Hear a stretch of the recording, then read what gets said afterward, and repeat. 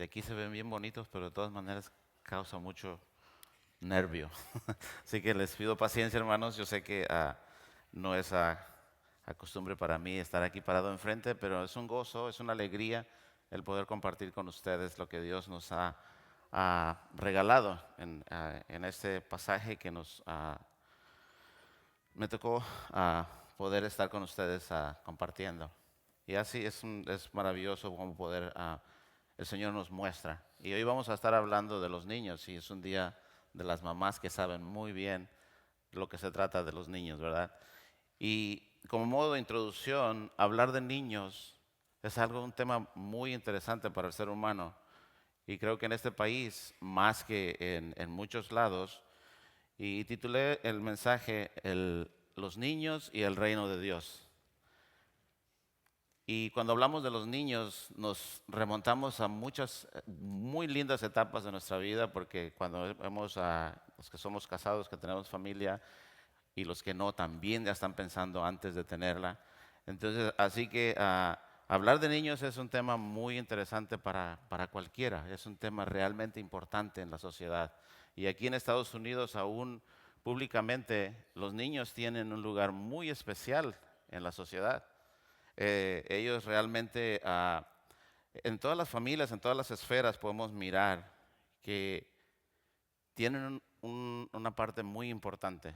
Cuando nos casamos, hablamos de los niños, pensamos en ellos. Cuando vienen, empezamos a prepararnos para su llegada. Antes de su llegada ya tenemos el cuarto listo, ya tenemos ahí cómo los pintamos para si va a ser niña, si va a ser niño. Yo me recuerdo mucho de esos tiempos con mi esposa y hasta me recuerdo los temas que pusimos en el cuarto, qué tema tuvo la primera niña, la segunda niña. Y son tiempos muy hermosos de poder saber. Y en este pasaje eh, el Señor nos habla de los niños. Y ellos tienen un lugar muy importante en esa parte. Entonces, pero hablamos y preparamos y cuando llegan, pensamos en qué van a tener, nos preparamos lo mejor que podemos para mandarlos a la universidad, hacemos lo mejor que podemos. Y después nos damos cuenta o pensamos o vamos a mirar a través de cómo se desarrolle que todo lo importante que tiene, nos empezamos a dar cuenta que posiblemente no es tan importante en la sociedad. Pero en este pasaje el Señor nos enseña la importancia verdadera que tiene a cómo Él ve a los niños, cómo se relacionan en el reino de Dios. Y hemos escuchado de los dos domingos anteriores a hermano Edwin, perdón, nos enseñó acerca de la oración persistente, de no desmayar. Y luego después Pastor Víctor nos llevó a través de los dos tipos de personas y cómo Dios nos, nos muestra o nos quiere enseñar cómo podemos reconocer nuestra condición pecadora delante de Dios y cómo apelar a su amor y gracia. Estamos conectados ahí con las historias del reino y mirando el contexto de este pasaje que vamos a estar leyendo ahorita, ah, mirando el contexto, miramos de que esto ocurre en Jesús yendo de camino a Jerusalén y lo leemos en Lucas 17:11. Dice, yendo Jesús a Jerusalén, pasaba entre Samaria y Galilea y él está pasando en ese camino y se detiene en esta aldea que describe el pasaje, aunque no nos describe el lugar de la aldea, cómo se llamaba. Pero vamos a leer el pasaje y si me ayudan, me acompañan ahí en pantalla. Dice, cierto día, algunos padres llevaron a sus hijos, a sus hijitos, perdón, a Jesús para que los tocara y los bendijera. Pero cuando los discípulos vieron eso, regañaron a los padres por molestarlo. Versículo 16. Entonces Jesús llamando a los niños y dijo a los apóstoles, dejen a los niños venir, que vengan a mí y no los detengan, pues el reino de Dios pertenece a los que son como estos niños. 17. Les digo la verdad, el que no recibe el reino de Dios como un niño nunca entrará en él.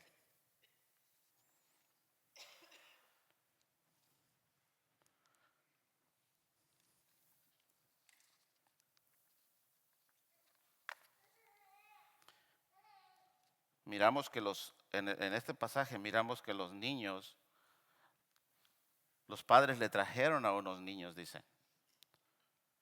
Y la atención me llamó esa palabra, le trajeron a los niños. Y eso nos indica que los niños no podían venir solos. A los niños los trajeron sus papás. ¿Por qué razón los trajeron? Tampoco nos dice por qué los trajeron, si estaban enfermos, si estaban ah, necesitados de algo, si querían algo especial para ellos.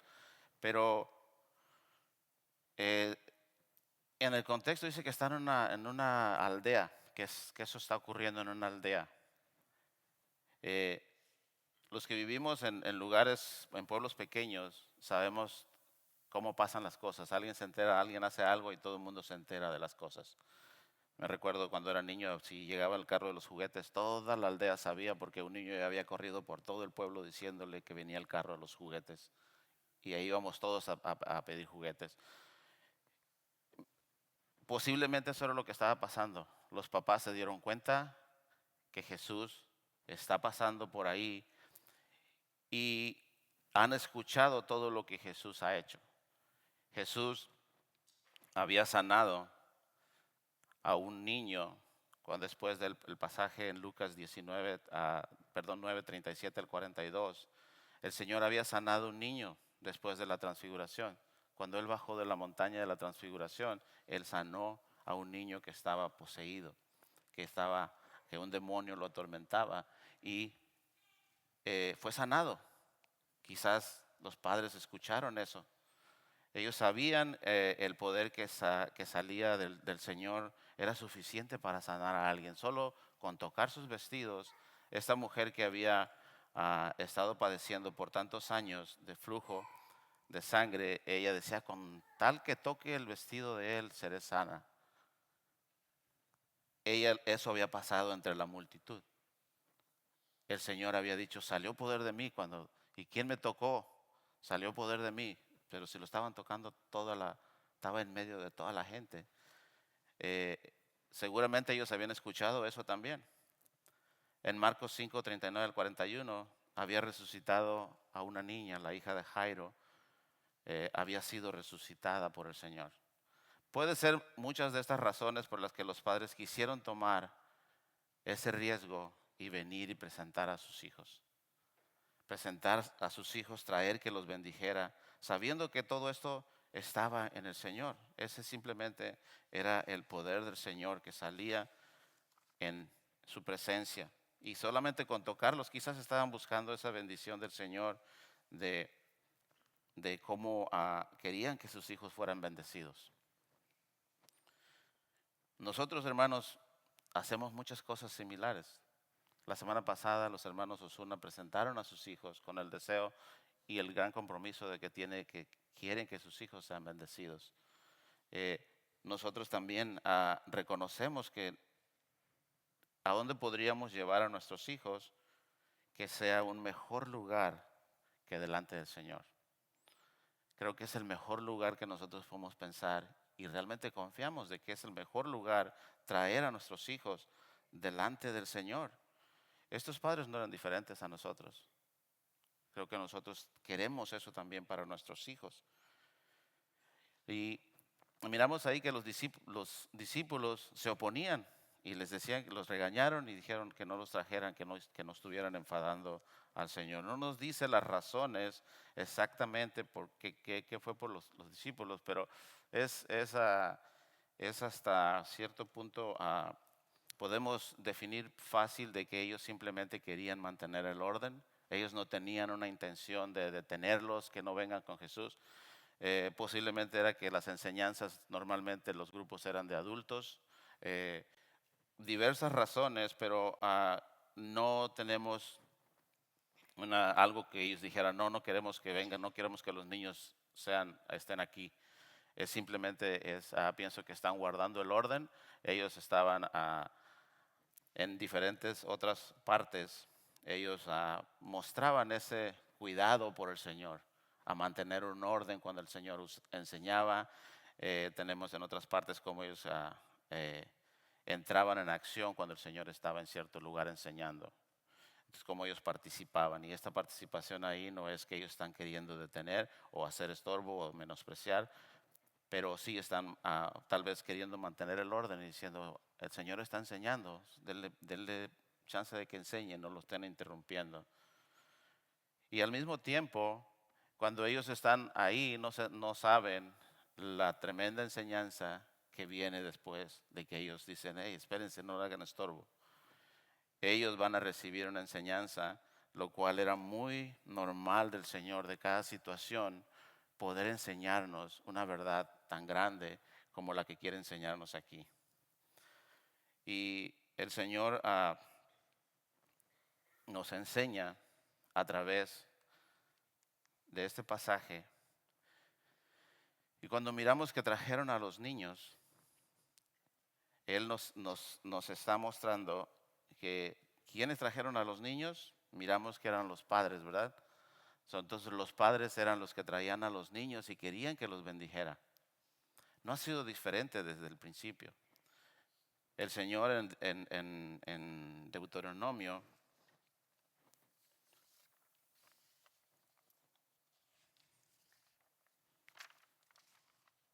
allí en Deuteronomio 2, dice, ellos traían a sus hijos, entonces la responsabilidad de traer a sus hijos eran los padres los que estaban dando ese paso. Y lo había dicho Moisés, le había dicho al pueblo de Israel, le había dicho de la manera que Dios quería que fuera el pueblo delante de Dios. Recibió el pueblo de Dios en Deuteronomio, dice, tú, tus hijos y tus nietos teman al Señor tu Dios durante toda la vida. Si obedeces todos los decretos y mandatos del Señor, disfrutarás de una larga vida. Miramos aquí la responsabilidad es de los padres. Los padres tomaron ese paso de traer a sus hijos a Jesús. Es también nuestra responsabilidad, nuestro deber, el traer a nuestros hijos al Señor. Y miramos en 2 Timoteo 1:5 cómo Pablo le dice a Timoteo, y Pablo le está escribiendo ahí a Timoteo y le recuerda, dice, trayendo a la memoria la fe no fingida que hay en ti, la cual habitó primero en tu abuela Loida y en tu madre Eunice, y estoy seguro que en ti también. Como miramos aquí en estos dos pasajes, en Deuteronomio estamos recibiendo la palabra de Dios de cómo debe de ser, y luego después acá miramos a una familia que ya está practicando, que ya está en acción esa fe, que ya está en acción esa enseñanza. Y es hermoso, hermanos, como poder estos pasajes que nos recuerdan y cuántos de ustedes no habrán vivido o estarán viviendo en ese aspecto, es decir, mi mamá se convirtió en cristiana, ahora mi hija es cristiana y mi nieto sigue a Dios. Entonces, qué hermoso poder mirar las promesas de Dios y siguiendo en obediencia a Él sus promesas, buscando su presencia. Él nos muestra aquí un ejemplo de que Él hace la obra. Y es algo que Dios nos muestra aquí a través del apóstol Pablo, como dice, trayendo a la memoria la fe no fingida que hay en ti, es decir, la fe que hay individual en Timoteo. Es decir, Timoteo no está viviendo la fe de su abuela, está viviendo su propia fe, pero es similar a la de su mamá, y la de su mamá es similar a la de su abuela. Cada uno tiene su propia fe. Es decir, nosotros como padres somos llamados a personalmente saber comunicar esa fe en unión, en relación con nuestros hijos. Aquí Pablo describe después en la carta a Timoteo, siempre está describiendo la apreciación que él tiene por Timoteo y lo llama mi hijo en la fe, pero en realidad esa fe ya estaba en Timoteo cuando Pablo lo conoció. Simplemente está caminando con él en fe en el desarrollo de las diferentes áreas de su propia fe. Y Dios lo usa y impone manos sobre de él y luego después sabemos quién fue Timoteo en la Biblia. Pero el inició desde su abuela y su mamá y así continuó. Con una fe que se crea, pero esa fe entre ellos hay una relación muy hermosa porque al mirar que Pablo dice de la fe, se significa que Pablo los conocía y él sabía cómo ellos vivían y él sabía cómo desarrollaban su fe y cómo amaban a Dios individualmente cada uno en la misma fe que compartían. Y eso tal vez podríamos pensar, bueno, entonces hermano, usted me está diciendo que yo me encargue de enseñar a mi hijo y no lo traiga a la iglesia. No, no quiero decir eso. Lo que quiero decir es que nosotros como padres somos responsables de asegurarnos, porque es lo que Dios dijo, porque es lo que Dios nos dejó, porque es la manera de influenciar más ah, usada y la que Dios usa, la que Dios realmente respalda. Es la manera que Dios estipuló y es de la manera que Dios obra y de la manera que el corazón de nuestros hijos va a ser ah, alcanzada, porque también de la manera más creíble que un hijo recibe. Creo que puede recibir, sí, también. Creo que muchos de nosotros hemos conocido al Señor ya grandes, cuando niños no recibimos la verdad, es una verdad también. No es que no hay otra manera, pero esa manera es una manera que Dios usa eficientemente y forma un carácter que Él quiere formar desde la niñez en nuestros hijos. Y cuando ya conocemos la palabra de Dios, ahora somos responsables. Tal vez antes de eso nuestros padres no conocían a Dios, no nos supieron hablar porque no conocían al Dios al que ahora conocemos nosotros. Pero como sus hijos somos responsables delante de Dios porque nuestros hijos tienen la misma necesidad que teníamos nosotros de Cristo. Entonces, conscientes de eso, podemos seguir. Y miramos que en ese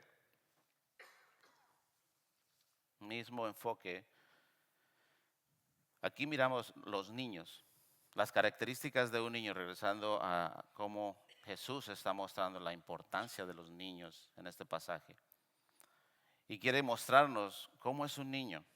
Quiere llevarnos y regalarnos esa forma de que podamos mirar cómo es un niño. Él dice, si no puedes ver el reino de Dios como un niño, no puedes entrar en él. Y miramos aquí las características de un niño.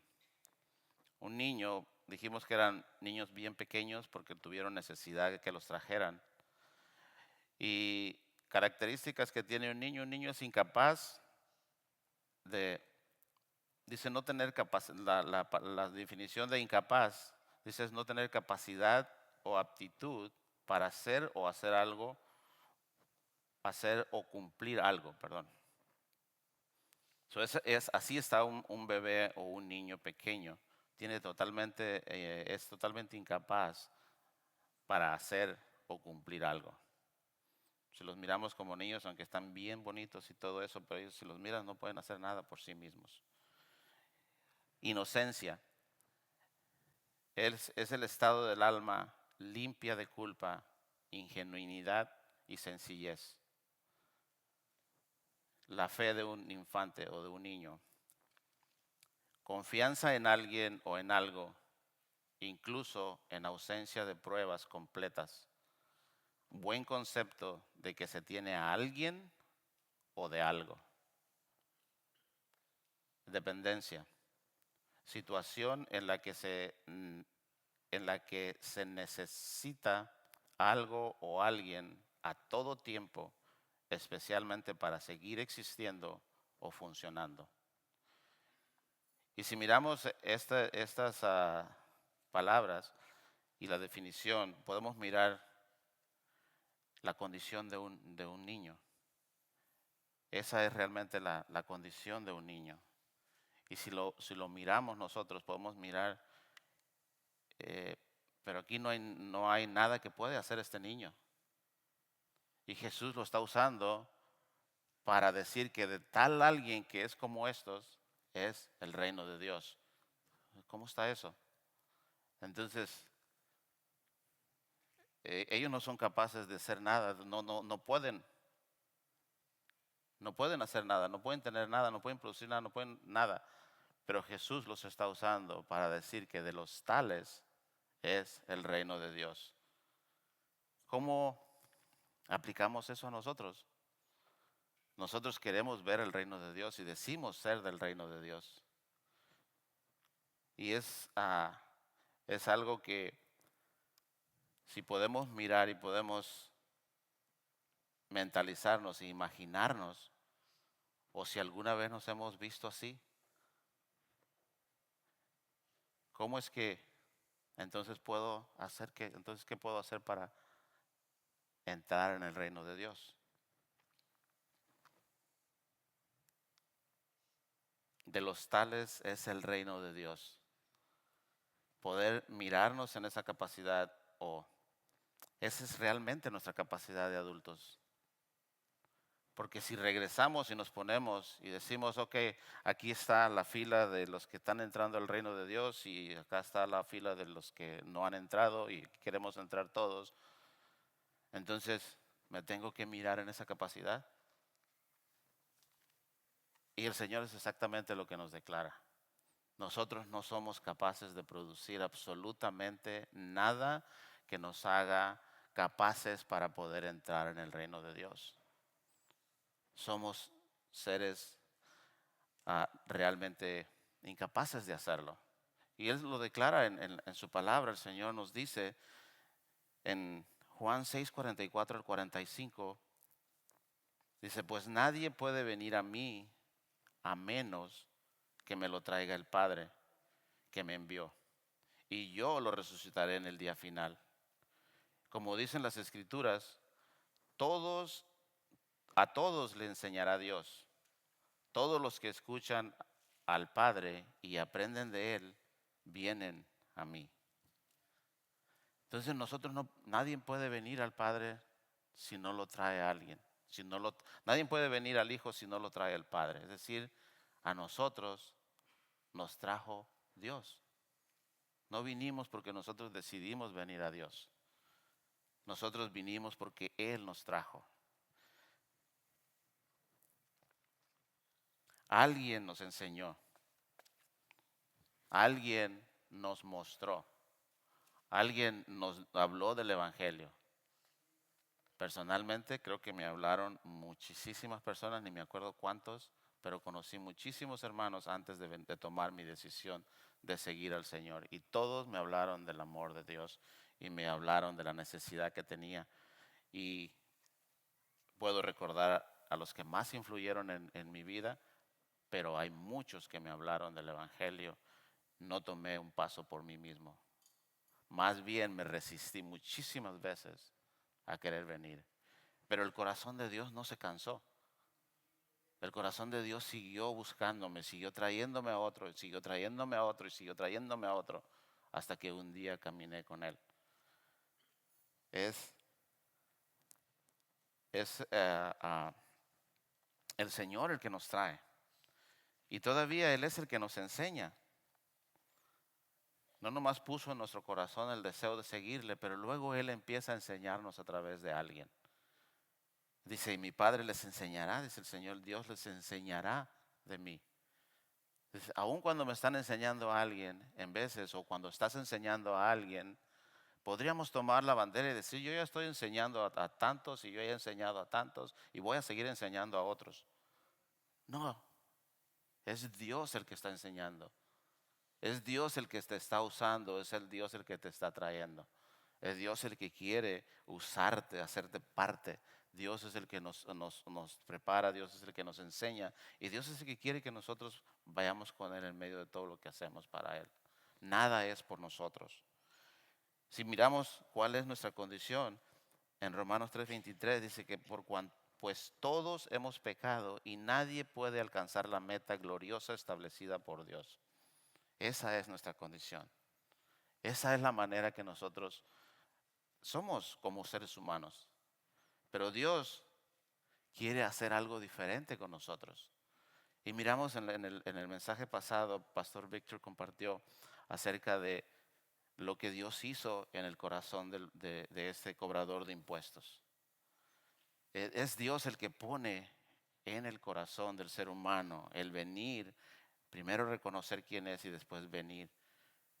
Pero miramos aquí, nos regala este pasaje, como decía Pastor Víctor la semana pasada, en Lucas 18:13,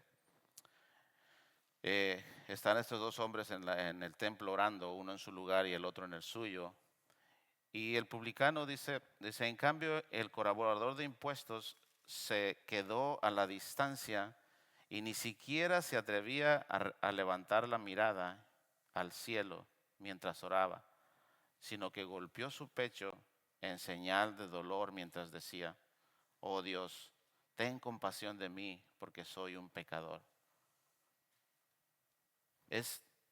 Decía pastor, no dice qué lo trajo, pero creo que en la última parte no dice las razones que lo trajeron, pero sí dice quién él reconocía que era. Él dice que era un pecador, él se declaraba como un pecador, porque eso es lo que somos, pecadores. Y él pedía compasión de Dios.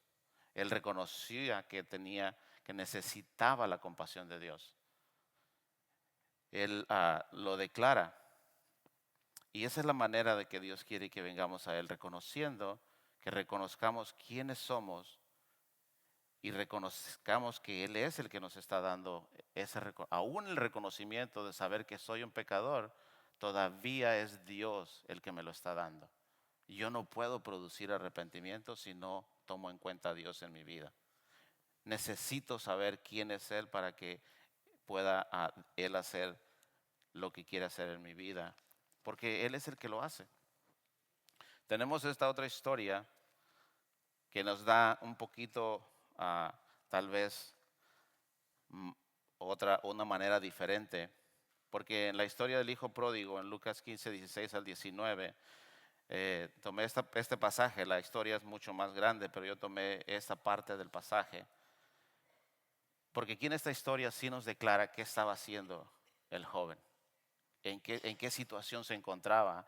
Y en la historia ustedes pueden ir ahí a Lucas 15, la historia está ahí en Lucas 15, ustedes pueden leer toda la historia, pero yo tomé esta parte y dice: el joven llegó a tener tanta hambre, se había gastado todo ya, y llegó a tener tanta hambre que hasta las algarrobas con las que alimentaban a los cerdos les parecían buenas para comer, pero nadie le dio nada. Él había gastado toda la fortuna que su papá le había dado y ya no tenía nada, y ahora ni siquiera comida de puerco le daban. Y él, dándose cuenta de eso, dice: cuando finalmente entró en razón, se dijo a sí mismo: en casa hasta los jornaleros tienen comida de sobra, y aquí estoy yo muriéndome de hambre. Volveré a la casa de mi padre y le diré: Padre, he pecado contra el cielo y contra ti. Ya no soy digno de que se me llame tu hijo. Te ruego que me contrates como un jornalero. Aquí tenemos a este joven que él sí reconoció cómo se malgastó su vida. Él sí llega al punto donde no tiene nada, ni siquiera comida de cerdos puede agarrar en ese lugar donde está. Y los que conocen en dónde están los ranchos de cerdos pueden identificar un poquito cómo se ve una comida de cerdos. Lo más asqueroso que pueda imaginarse en un tiempo de hambre es mirar una comida de cerdos y decir, quisiera comerme aunque sea eso, pero ni eso puedo tener, ni eso alcanzo. Y este joven lo miró y lo pudo, no nomás lo miró, sino que pudo darse cuenta de lo que él había hecho. El cobrador de impuestos identifica a alguien que está en contrario a lo que es. El joven, el hijo pródigo, representa a alguien que malgastó todo lo que tenía. Malgastó todo lo que ya tenía y ahora está sin nada. La misma condición, necesitado de Dios. Totalmente necesitado y sin ningún alcance para él. Los dos reconocen su situación. Y si los vemos, si fuera ahorita los dos reconocen su situación para venir al Señor. Si nosotros dijéramos, tenemos ese tipo de personas en nosotros, en nuestra sociedad, ¿cómo los miraríamos nosotros?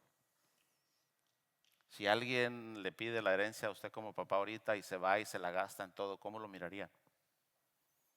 ¿O cómo miraría a alguien que es traicionero a su propio pensamiento, a su cultura, a lo que es su familia, a lo que son sus costumbres? ¿Cómo los miraría? Serían lo peor, ¿no? En esa sociedad no eran diferentes.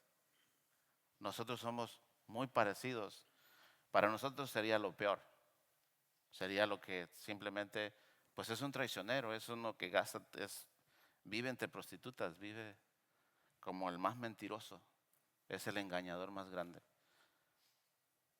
¿Cómo, cómo, cómo puede usar el Señor algo así para decir que eso es algo a un lugar donde quiere que estemos? Y es exactamente lo que somos delante de Dios. Es lo que quiere Dios que miremos en nuestra condición de pecador, de poder reconocer que aquí la sociedad puede desecharnos por las bondades que supuestamente hay o la maldad que tenemos, pero el Señor no mira todo eso. El Señor mira el corazón que reconoce que no puede hacer nada por su propia justicia y que quiere pedir perdón. El joven había malgastado todo y miró desde lo más profundo de su corazón, se arrepintió y dijo, voy a regresar y le voy a pedir a mi papá que me perdone porque he pecado contra él. Y ya no le voy a pedir que sea hijo, le voy a pedir que me deje vivir allá en la casucha de la esquina, ahí quiero vivir, ya no necesito más nada. Totalmente subordinado a lo que Dios es y a lo que Dios puede dar, a lo que su padre le podía dar. Y así es como quiere el Señor ese corazón. Dice en Salmo 51, 17b, dice, el corazón contrito y humillado no despreciarás tú, oh Dios. Lo que Dios busca es ese corazón humilde que reconoce la necesidad, que reconoce su posición delante de Dios y quiere tener eso que Dios es, eso que Dios le ofrece, el perdón. Ese es el corazón que Dios busca. Ese es el corazón que mira, que puede ver el reino de Dios. El que es dependiente totalmente de lo que Dios le quiere mostrar. Dios en su naturaleza de amor y gracia busca un corazón humilde que esté dispuesto a reconocer su pecado y buscar su perdón. Este tipo de corazón es el que puede experimentar la verdadera paz y el perdón que Dios ofrece. Solo un corazón que se humilla delante de Dios.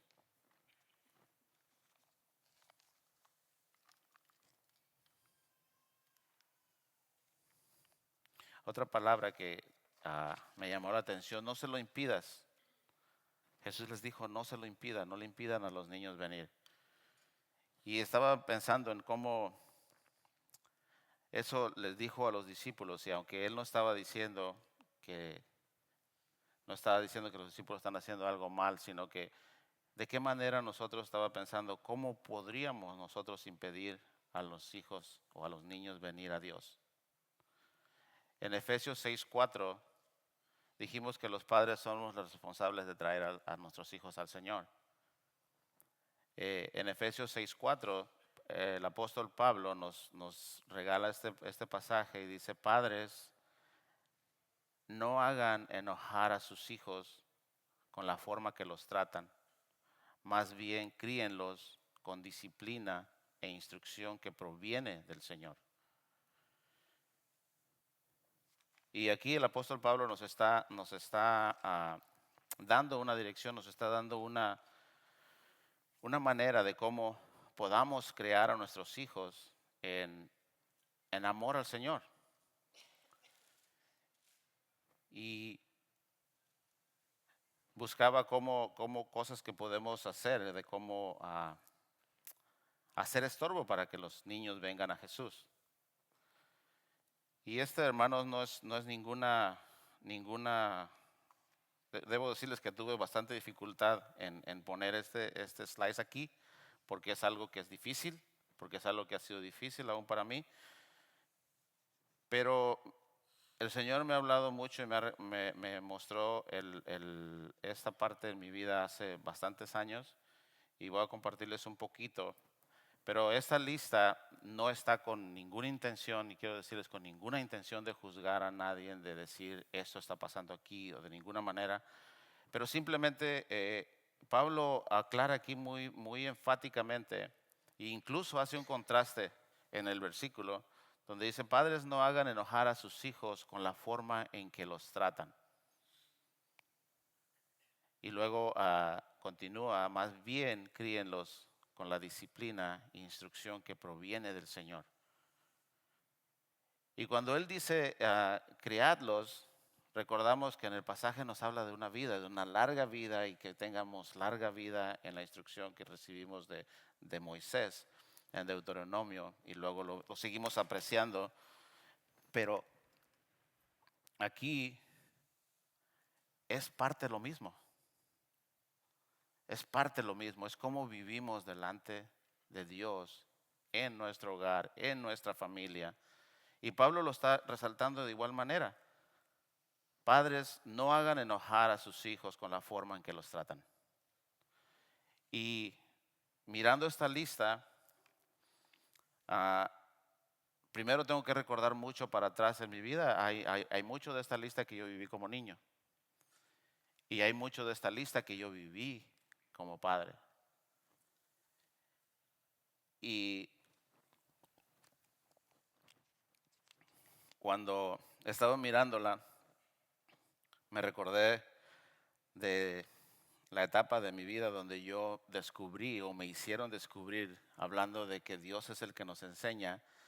Dios usó a personas que quiero mucho, que amo mucho, aunque en el momento fue muy difícil tenerlas enfrente.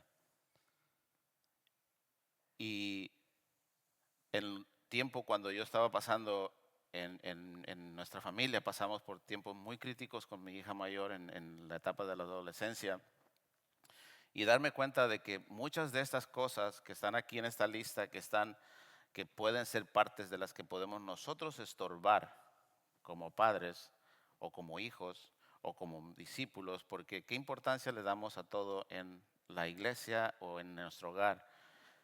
Y dice, intimidación, favoritismo, cuestionar la salvación de sus hijos cuando se equivocan, estándares poco claros, disciplina sin explicación excesiva, disciplina con ira, humillación, falta de reconocimiento de nuestros errores, sobreprotección o descuido. Entonces es una lista de muchas cosas que pueden estorbar a un niño para que venga y conozca el amor de Dios. Les decía el poder reconocer que algunas de estas fueron prácticas que yo tenía aún ya unos 8 o 9 años después de conocer a Cristo. Y fui confrontado de una manera donde Dios me mostró su amor. Me mostró su amor porque fui confrontado de una manera donde me dijeron la verdad, pero no me rechazaron. Entonces, en ese sentido de amor, es la manera en que Pablo está diciendo aquí, No estoy diciendo que no hay disciplina, pero la disciplina debe ser basada en el amor. Es decir, tener disciplina o hacer un programa de disciplina para nuestros hijos es basada exclusivamente en el amor. En Hebreos, creo que 12:6 nos habla de la disciplina de Dios es basada estrictamente en el amor. La disciplina empieza con amor. Y yo me di cuenta de que yo no era, mi padre fue rígido y yo me convertí en un papá rígido. Y cuando conocí, a través de esa manera de ser en mi vida, fue que conocí a la hermana Armida. En ese entonces era la doctora Armida, porque ella fue la que me confrontó y me trajo a la realidad, la que Dios usó. Y en ese tiempo era difícil pararme delante de ella, para mí. Reconocer que yo estaba equivocado en mi manera de hacer las cosas. Yo nunca planeé algo malo, como sé también exactamente que ustedes no planearon nunca algo malo para con sus hijos. Ni mis papás creo que planearon algo malo, ni sus papás. Nadie se sentó y dijo yo voy a hacerle daño a mi hijo, yo voy a hacerle daño a mi hija, yo voy a buscarlo de esta manera y lo voy a buscar de esta manera para hacerle daño. Nadie. Nadie hizo un plan para dañar a nadie. Pero se recuerdan que dijimos que todos pecaron. Entonces no somos capaces, no tenemos capacidad, estamos inválidos para hacer lo que Dios quiere hacer allí en nuestra vida. En las manos de Dios es que podemos hacer eso posible. El Espíritu de Dios, Dios mismo puso a hermana Armida, después el Espíritu de Dios le dijo cómo tratara conmigo y luego el Espíritu de Dios me dijo a mí cómo aceptara sus correcciones. Y fue muy difícil. Fue realmente difícil, porque ¿cómo voy a ser culpable yo de lo que mis hijos hacen mal? Sin embargo, la Biblia lo declara y dice que así es. Cuando veo la palabra y digo que Dios promete bondades por larga vida, hay una condición, aunque Dios no es un Dios de condiciones, pero Él pone una condición para que podamos entrar en el disfrute de Él. Yo no estaba trabajando bajo esa condición. Yo estaba trabajando bajo mi capacidad natural, sobre la que nací, sobre la capacidad de aquel niño que es incapaz de hacer nada, sin la dependencia que necesita aquel niño depender de Dios para poder seguir buscando lo que Dios quiere. Hermanos, es difícil escuchar esto, pero es verdad. Y vamos a la Biblia, vamos a la palabra y vamos a encontrar que eso es realmente verdad. Porque tenemos las historias de la Biblia que nos dicen que tales cosas que hacemos son las que nos llevan ahí. Si miramos la historia en Génesis podemos mirar la historia de Jacob y de Raquel, de Isaac, perdón, y Raquel. Ellos tenían su favorito cada uno. ¿Qué pasó entre los hermanos? Muchos problemas entre Jacob y Esaú. Miramos a David. David decidió no disciplinar a su hijo, Absalón. ¿Qué pasó? Entonces, tenemos todas esas historias para mirar cómo pasa si hay disciplina o no hay disciplina. Y para terminar, hermanos, no vamos a quedar mucho tiempo ahí, pero vamos a ser conscientes de nuestra situación delante de Dios. ¿Cómo podemos reconocer? ¿Quién entrará entonces en el reino de Dios? Él dijo, les digo la verdad, el que no reciba el reino de Dios como un niño, nunca entrará en él. Y aquí está la manera que Dios nos regala, Él nos aclara cómo es que debemos de venir delante de Dios. En Salmo 51, 17b dice, el sacrificio que sí desea es un espíritu quebrantado, tú no rechazarás a un corazón arrepentido y quebrantado, oh Dios. Isaías 45:5 dice, yo soy Jehová y ninguno más hay. No hay Dios fuera de mí, yo te ceñiré aunque tú no me conociste. Podemos confiar en esas palabras de Dios que Él dice ser quien Él dice ser? ¿Podemos como niño esperar de Él lo que Él dice ser? Para terminar, hermanos, estas preguntas para reflexionar, para que llevemos a nuestra casa y podamos mirar. ¿Te animarás a confiar y esperar en Dios como un niño? ¿O qué te impide confiar? ¿Qué te impide confiar en que Dios, como un niño, en que Dios es quien Él dice ser? Tal vez si nos sentamos a pensar como un niño vamos a mirar muchísimas incapacidades. Dios es capaz.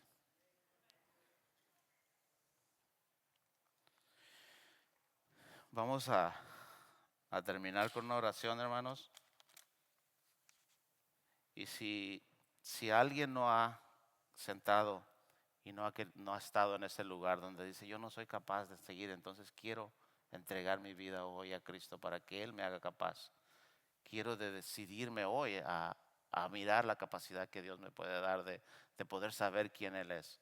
Ahí donde estás puedes hacer tu oración y si no, acá va a haber personas que van a estar orando. Puedes pasar acá enfrente y compartir lo que Dios te ha hecho sentir en ese lugar donde tú estás. Vamos a orar y vamos a terminar. Padre bendito, gracias Señor. Gracias Padre por tu palabra, Señor, porque eres tú, Señor, quien nos revela, Señor, quién eres y la manera que tú quieres para nosotros, Padre. Bendito seas, Señor, por tu palabra, por tu amor, Señor, para con nosotros, por tanta gracia, Señor, que nos das cada día y nos invitas, Padre, a vivir en ella, Señor. Bendito seas, Señor, en el nombre de Cristo Jesús. Amén.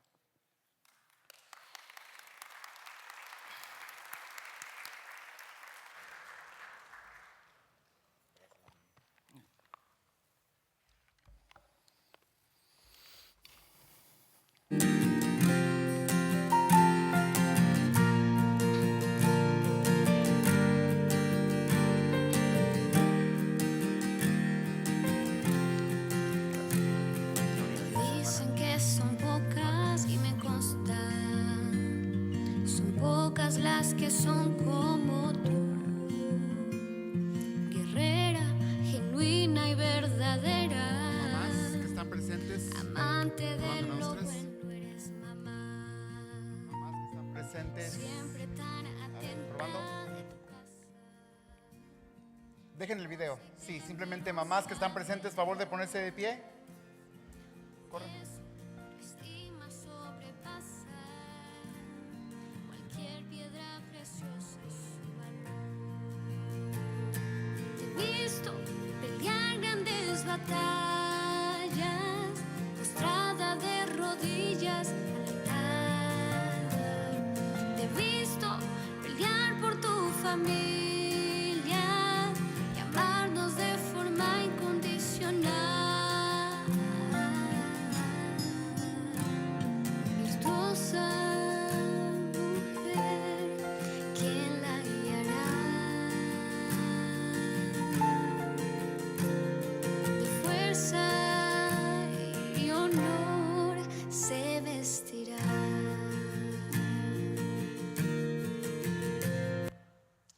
Bueno, ahora voy a invitar al resto de las familias, hermanos y hermanas que estamos alrededor. Por favor, vamos a poner manos sobre las mamás que están aquí y vamos a orar por ellas. Así es de que I just invite the rest of you to stand and put your hands on the mom near you.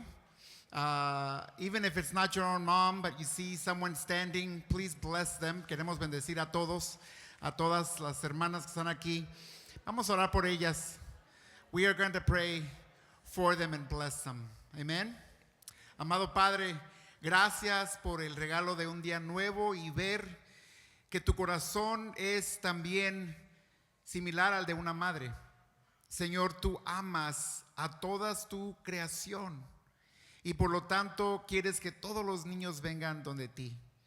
Señor, hoy día pausamos un breve momento para agradecerte por el regalo de mamá. Con todo lo que tú le has dado, creado y todo la potencial que hay en ella, primeramente siendo hija tuya Que cada mamá pueda venir a ti como una niña, ella misma, Señor. Una fe plena, aunque no tenga comprensión de todas las cosas, de cómo y cuánto tú la amas. Simplemente que cada mamá se sienta amada por ti, Señor. Y a la vez sigue amándola y amando a través de ella. Te pedimos por cada mamá que tú la fortalezcas físicamente, en su salud y también espiritualmente, en el gozo de la salvación que tiene simplemente por fe. La bendecimos, Señor, cuídala, la celebramos hoy y todos los días. Y para que todo eso sea para honra y gloria tuya, Señor, en nombre de Jesús. Y la iglesia dice, amén. Un fuerte aplauso y abrazo a las mamás. Mamás, a la salida les tenemos una florecita para ustedes. Verán que afuera también, al salir al patio inmediatamente, encontrarán unas portadas para que se tomen fotos con sus familias. Bendiciones.